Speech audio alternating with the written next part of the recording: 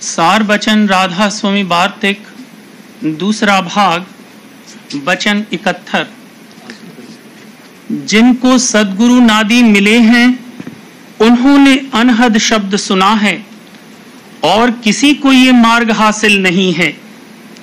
इस वक्त में वही भागवान है जिसको इस मार्ग की प्रतीत आ गई और इसकी कमाई में लग गया। वचन 72। जो सत्संग करे और वचन भी सुने तो मनन भी करना चाहिए ताकि निध्यासन यानी अभ्यास की सीढ़ी पर आ जावे। और जो मनन नहीं करेगा तो कुछ फायदा नहीं होगा, जैसे का तैसा बना रहेगा। वचन 73। जिसको सद्गुरु ताड़ें उसकी सत्संगियों को सिफारिश करनी मुनासिब है और जिसका वे आदर करें उसकी उनको भी खातिर करनी चाहिए। वचन 74। जो कोई बिना भाव के साध को खिलाता है तो उसका तो फायदा है पर साध का नुकसान है। वचन 75। जाहिर में पूजा करने के वास्ते तो संतों की अकाल मूरत है और गुप्त में जिसका संत ध्यान करते हैं वो भी अकाल पुरुष है। पर संसार जड़ को छोड़कर डालियों को पूजता है, सो जड़ भी हाथ नहीं आती और डालियां भी सूख जाती हैं। मतलब डालियां पुजवाने से ये था कि एक रोज जड़ तक आ जावेगा, पर जीवों ने डालियों को ऐसा पकड़ा कि छुड़ाए नहीं छोड़ते हैं। यानी पंडितों के बहकाने से अनेक तरह की पूजा कर रहे हैं और करने लगते हैं। सबब इसका यह है कि इस जीव के संग काल का वकील यानी मन मौजूद है। जो कोई काल का मत इसको समझाता है तो मन भी मदद करता है, क्योंकि काल की हद से बाहर नहीं जाता है। और जब दयाल का मत संत उपदेश करते हैं तब काल का वकील मन इसको बहका देता है और संतों के वचन का निश्चय नहीं आने देता है। वचन 76। चाह की जड़ काटनी चाहिए, क्योंकि जिस बात की ये चाह करता है और वो पूरी नहीं होती तो बहुत तकलीफ पाता है। जो काम करे उसकी मौज पर करे, अपना अहंकार न करे। पर इस वचन की बारीकी को समझना चाहिए, नहीं तो करनी से ढीला पड़ जावेगा। ये बात पूरी जब हासिल होगी जब मालिक का दर्शन उसको प्रत्यक्ष होगा। बिना दर्शन ये हालत नहीं आवेगी। ये गति संतों की है कि सब में उसको प्रेरक देखते हैं। जगत का तमाशा संतों को खूब दिखता है, दूसरे की ताकत नहीं है। वचन 77।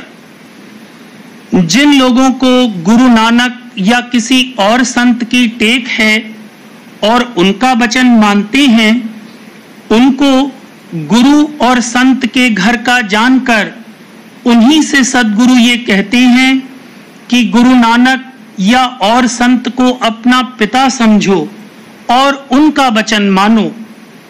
पिता का काम पालन पोषण करने का है, जैसे कि पुत्री को पिता पालता है और सब तरह से उसकी खबर लेता है। पर जब उसको पुत्र की चाह होती है तब उसको पति के हवाले करता है।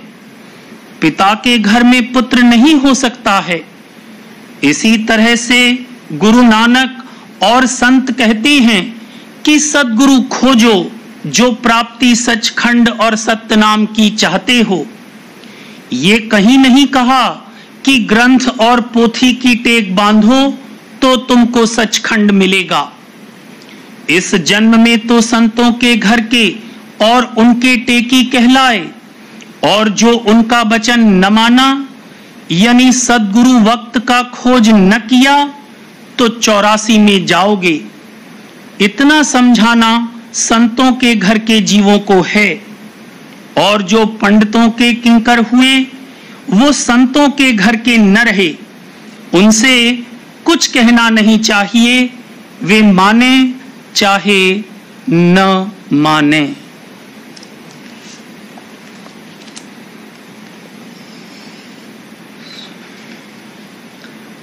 बचन बाबूजी महाराज, दूसरा भाग, आगरा, 25 अगस्त सन 1937। वचन नंबर बताओ। वचन नंबर 99, आगरा, 25 अगस्त सन 1937।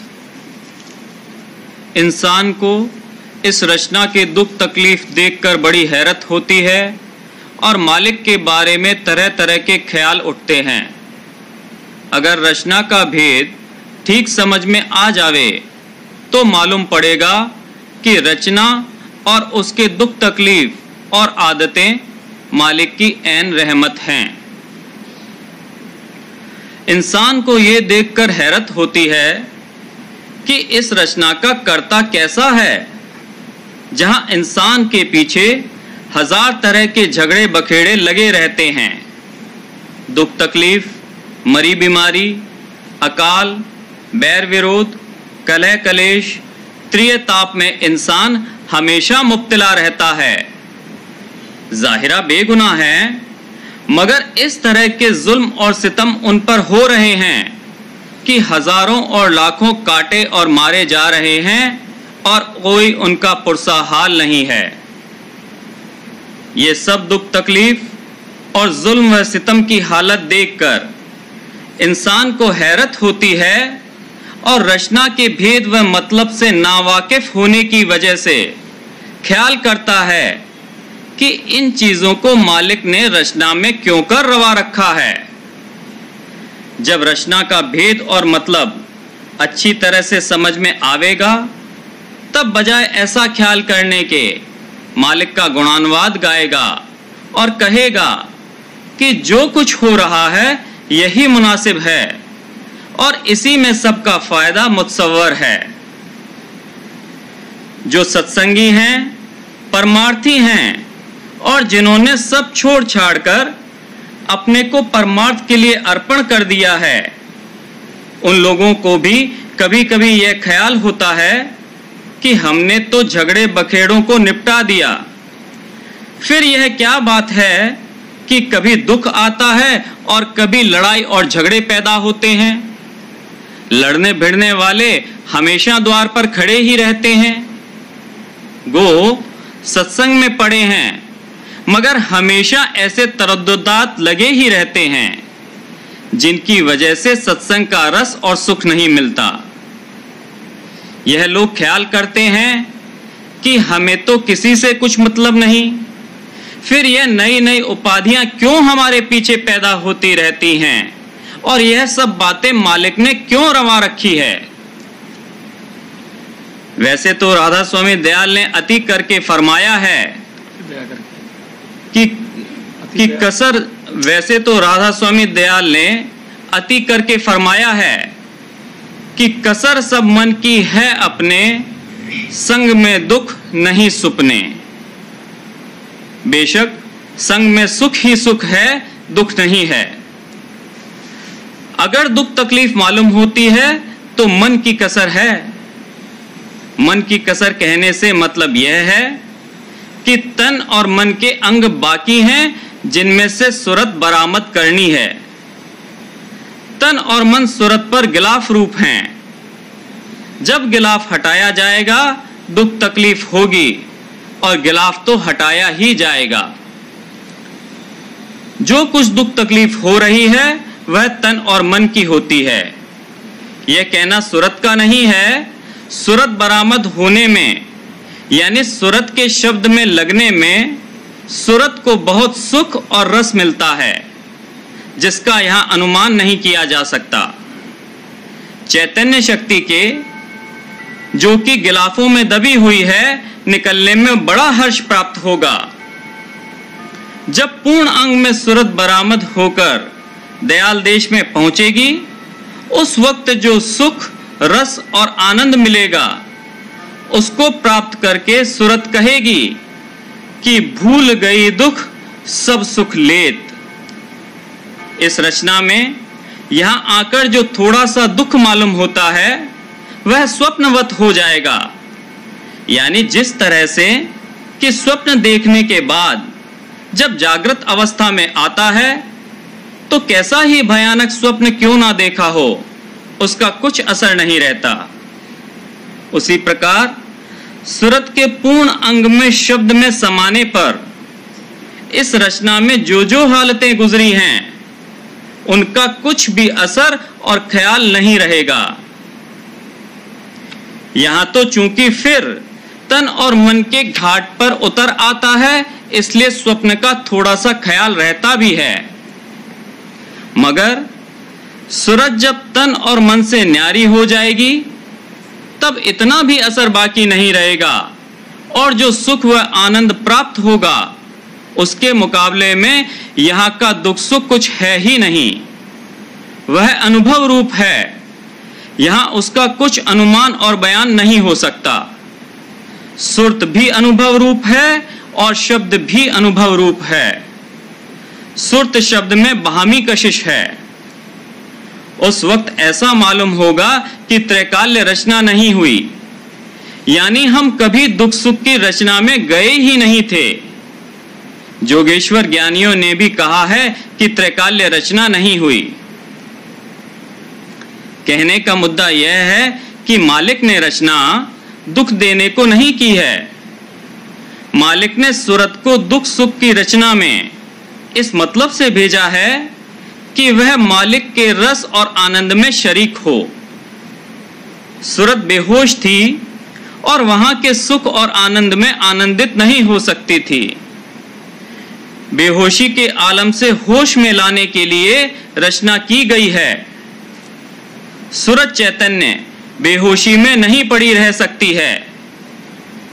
जिन गिलाफों और आवरणों की वजह से बेहोश थी उनको दूर करने के लिए वह खुद ब खुद उस जगह पर उतर कर आई जहां की वह होश में आकर कुछ कार्रवाई कर सके।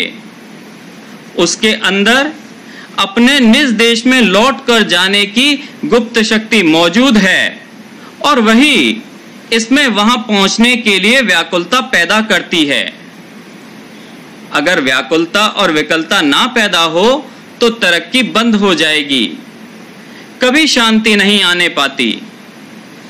जब कुल चैतन्यता बरामद होकर और खिलकर ज्ञान प्राप्त कर लेगी तब शांति होगी।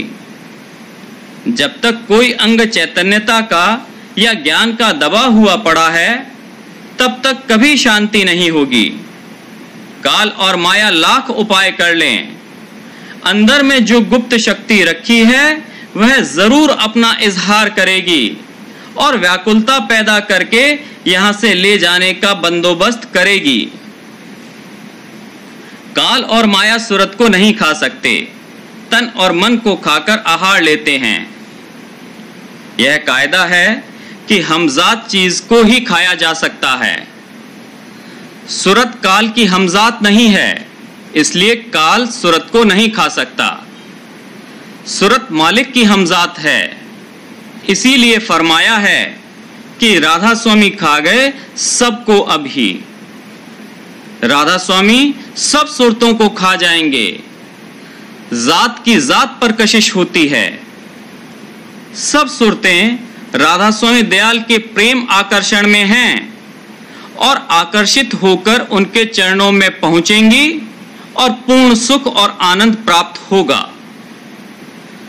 सूरत के खींचने और निकलने में दुख नहीं होता है, बल्कि बड़ा भारी सुख होता है। दुख तो तन और मन के हटने और टूटने से में होता है, क्योंकि तन और मन की मृत्यु काल द्वारा होती है। काल विष से मारता है, विष से मारने में तकलीफ होती है। मालिक अमृत से मारता है। अमृत से मारने का मतलब मौत या मृत्यु से नहीं है, बल्कि यह कि अमृत पिला पिला कर सूरत खींची और निकाली जाती है। अमृत से मारने में जबरदस्ती नहीं करनी पड़ती और दुख नहीं होता। लफ्ज मारना इस्तेमाल तो किया है, मगर यह मारना नहीं है, यह तो ऐन जीवन है। सूरत को तन और मन से न्यारा करना, उसको जीवन प्रदान करना है। राधा स्वामी दयाल किसी को मारते नहीं हैं। मारना और दंड देना काल के यहाँ है, मालिक के यहाँ तो सिर्फ दया ही दया है। बानी में जो काटना और मारना कहा है, उसका मतलब समझ लेना चाहिए। कोई काटा और मारा नहीं जाएगा। काल दुष्ट का शीश कटारी। शीश कहने की मानी यह है कि जहां इसका आपा कायम हुआ है, यानी जहां मरकज और केंद्र बना है और जहां से धारें निकलकर और फैलकर कार्रवाई होती है, उस मरकज से चैतन्य की ताकत को निकाल लेना और खींच लेना शीश काटना है। आपा और मरकज ही शीश है। रचना के भेद के मुतालिक एक चीज को लेकर समझने की कोशिश करने से ठीक नहीं होगा। सब चीजों को एक सिलसिले में लिया जाए तो रचना का भेद अच्छी तरह से समझ में आवेगा, और फिर यह ख्याल और संशय नहीं उठेगा कि मालिक ने यह क्यों रवा रखा और वह क्यों नहीं रवा रखा। मगर मालिक का भेद अनुभव से जाना जाएगा। सूरत अनुभव रूप है और मालिक यानी शब्द भी अनुभव रूप है। जब कुछ अंग में सूरत निकलने लगे और चढ़ने लगे, तब कुछ कुछ अनुभव की झलक आने लगेगी और यह मौज से मुआफकत करने लगेगा। जब पूर्ण अंग में सूरत निकल आएगी, तब तो वह मालिक रूप है। जो मालिक की मौज, वही इसकी चाह। भक्तजनों के हृदय में कोई ऐसी चाह ही नहीं उठती जो मौज के खिलाफ हो, बल्कि मौज का ज़हूर बाद में मालूम पड़ता है, पहले वैसी ही चाह उनमें पैदा हो जाती है।